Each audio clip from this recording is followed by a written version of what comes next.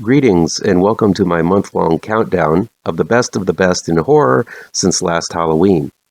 Most count down their best of the year in January, but I feel that celebrating the best in horror during the month of October is much more appropriate.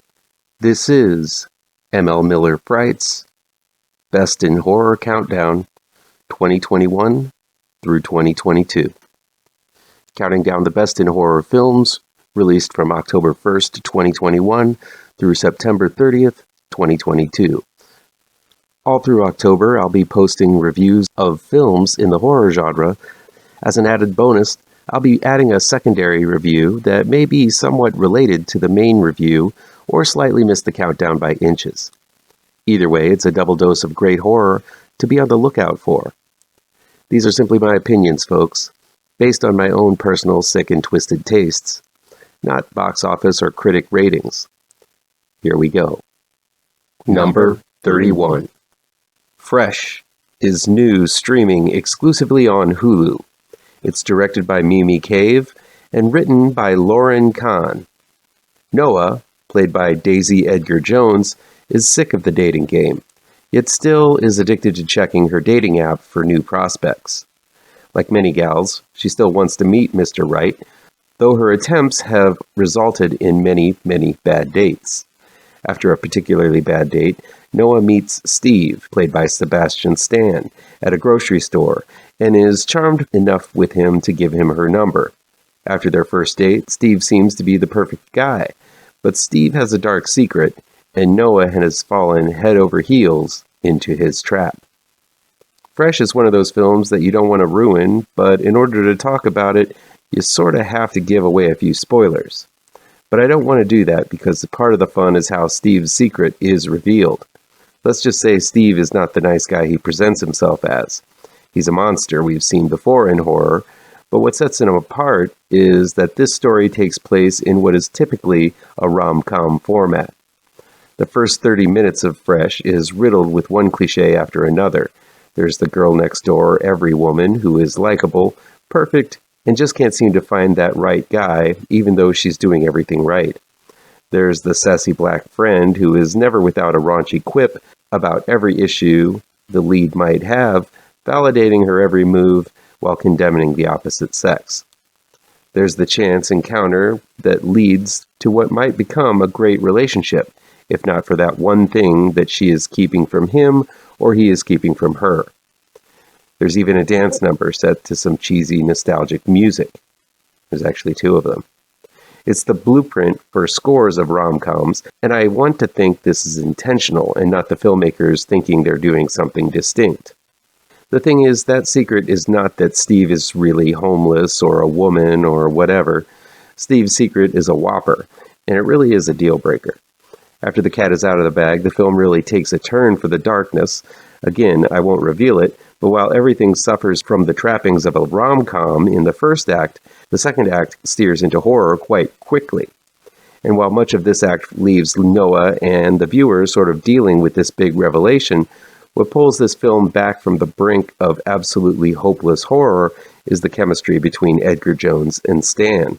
These two actors really do work well when they're on screen together. Whether it is the two of them as a fledgling couple bumbling through the beginnings of a relationship, or as antagonists attempting to outwit one another, there's a spark between these two that makes you want to watch what they do next. This is what makes the cliched beats acceptable. Sebastian Stan, while impressive as the Winter Soldier in the Marvel movies, really does a great job as Steve and makes him a distinct character. He's got a Ted Bundy vibe going on where he is able to flash the pearly whites and charm his victims into doing things they never thought they would do.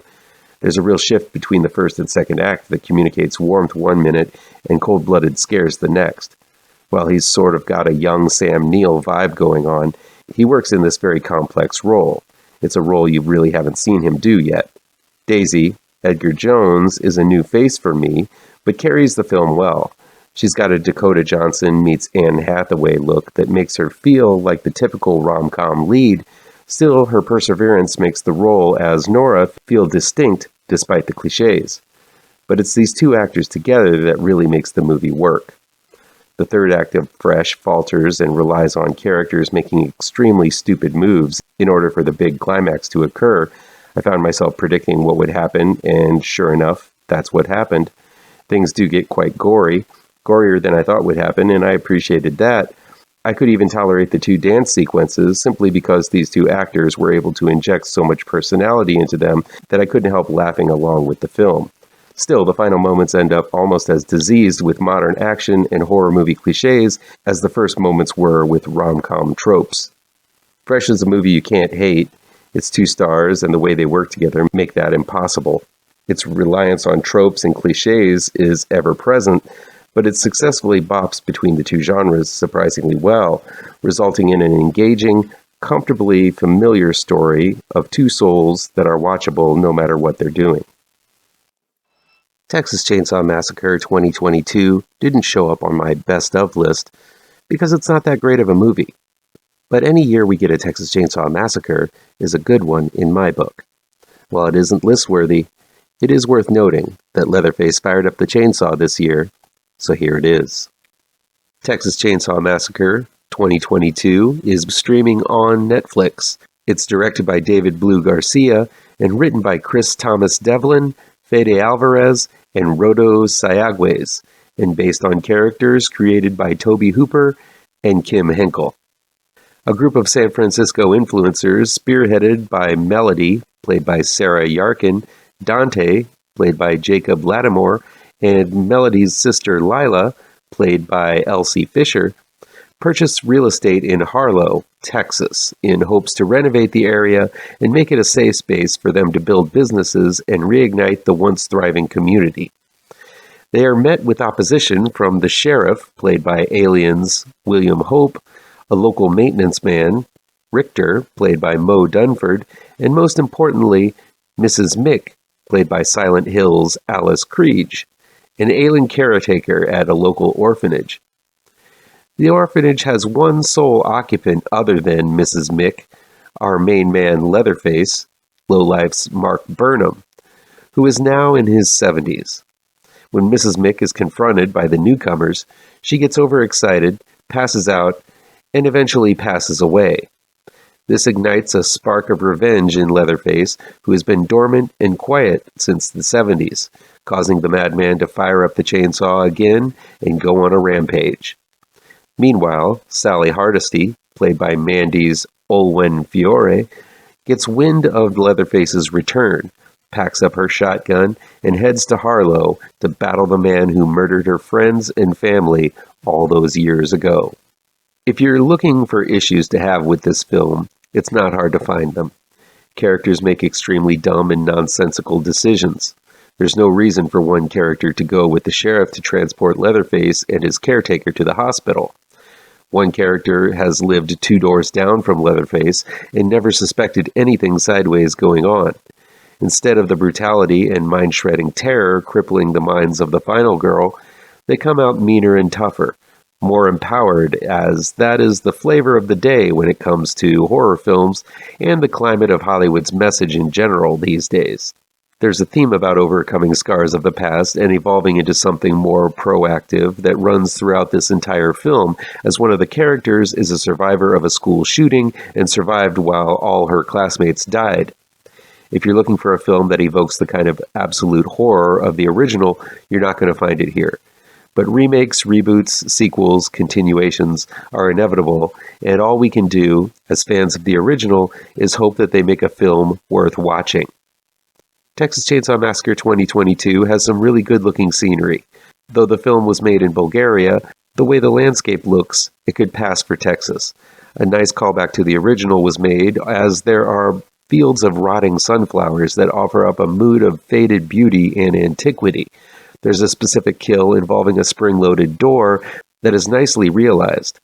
Sure, the town looks like it was made on a Hollywood backlot with a simple block of storefronts, but the way things are filmed feel legit. There's some talent behind this camera. There aren't the morbid details of the Sawyer house from the original with skeleton sculptures or a room full of caged chickens and chicken feathers, but there's a look of wear and tear to the scenery that makes everything feel lived in, old, and scary. A lot of people have had issues with the fact that this film is supposed to center on a 70-year-old Leatherface. In the world of the film, apparently, Leatherface was a teenager in the first movie. He certainly acted like a man-child, but I never saw him as that way age-wise. Still, the fact that Leatherface is old never really factors into the story itself, and honestly, I don't think it should. Anyone who has seen the original and a few of the sequels would know that Grandpa is old as dirt. He's 124 years old, to be exact, according to the cook. And the cannibalism seems to have been a thing in the Sawyer family for generations. If eating humans makes Grandpa stay spry enough to whack a hammer on a screaming damsel, I think Leatherface could still be quite spry and deadly in his 70s, eating the same kind of meat. Who knows what kind of effects a diet of human flesh does to the physiology of people. There are also a lot of people pissed about the Gen Zers, or influencers, or whatever generation this new group of proactive, socially conscious youngsters are calling themselves these days as the protagonists of this film. Again, I think people annoyed by this and mislabeling this as a woke film are completely off base. Look at the original. Look at Friday the 13th. Look at any of the slashers in the 80s, and they targeted the young. Like it or not, the young are almost surgically connected to their phones, are very comfortable calling out people for behavior they disagree with, and rush to judge without giving much of a thought of others' perspectives. Those are the kids who show up in Harlow. Yes, the line from the trailer about canceling Leatherface is cringy, but these are the ones Leatherface fucking massacres with his chainsaw. Just as he did with the hippies when this was made in the 70s. Just as Michael killed suburban brats and Jason killed yuppies in the 80s. Criticizing this film because it features an accurate depiction of today's youth and then utterly annihilates them with a chainsaw is pretty ridiculous if you ask me, especially if you are annoyed by that generation. You should be lauding them because they get their asses handed to them here. One of the things that I feel almost every recent Texas Chainsaw Massacre gets wrong is what makes Leatherface different than most of the iconic slashers of his age. I don't have friends. I got family. Yeah, that's right, Vin. Family. Unlike Jason or Freddy or Michael, Leatherface never acted alone. The entire original film climaxed with a family dinner, a chance to gather around the table and celebrate the passing of another day with those you love. While highly dysfunctional, be they the Sawyers or the Hewitts or the Howletts or the Slaughters, Leatherface is strengthened and supported by his eccentric family, and they never missed coming together for a family meal. For some reason, though, Texas Chainsaw 3D, Leatherface, and now this reboot all but forget this concept, and instead focuses on a solo man with a chainsaw as the threat. Now, like many of you, I'm sick of seeing these films come together with a dinner scene, but that doesn't mean I don't want to see aspects of family celebrated in these films. Texas Chainsaw Massacre 2022 really doesn't highlight the motivation of Leatherface being his family. Leatherface is motivated by revenge. Sally Hardesty's motivation is the same, and while I get why this one chooses to center on both's desire for revenge for the destruction of their families, I hope future films will remember that family is what makes TCM movies distinct from the rest. The bumper at the end suggests just that very theme, thankfully. There's quite a lot of gnarly gore. While most of the original was bloodless, I don't mind a story about a cannibal killer with a chainsaw getting goppy. TCM 22 ends with some really gruesome kills, and they occur early on and throughout. Leatherface kicks ass with or without his hardware. Sure, the mask looks a bit droopy, kind of like if you left your Leatherface too close to a candle all night. But this film delivers some heinous mallet and cleaver carnage, and lets you know why the word chainsaw is in the title in an extended gore sequence that you really haven't ever seen before in this series. Texas Chainsaw Massacre 2022, even though it fails to pronounce it as chainsaw as it did in the original, delivers some solid scares. Leatherface, though old, is probably the most brutal and active as we've seen him in ages.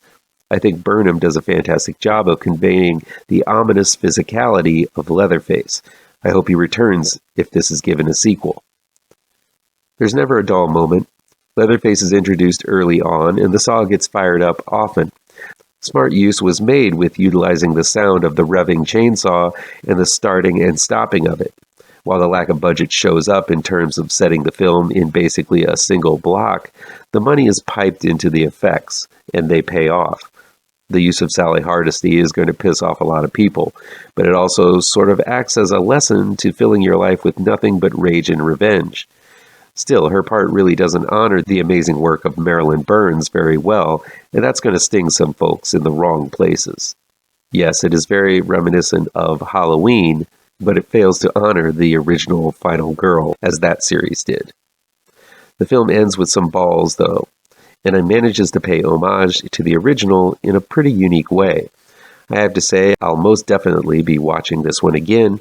I couldn't say that for the last two entries. This one is much better than those stinkers. Faulted as it is, I found Texas Chainsaw Massacre 2022 to be a decent, worthwhile watch. There's no way this will please those only committed to the original, but I was glad seeing Leatherface back in action and would love to see more massacring with chainsaws in Texas from Alvarez's team. As always, feel free to agree, disagree, or give me your own picks for your favorite horror movies. It's October, so let's talk horror. Come back tomorrow for the next level in the Best in Horror Countdown 2021 through 2022. Be sure to hit all of the pertinent bells and whistles down below, and you'll never miss a post. Happy Halloween, folks.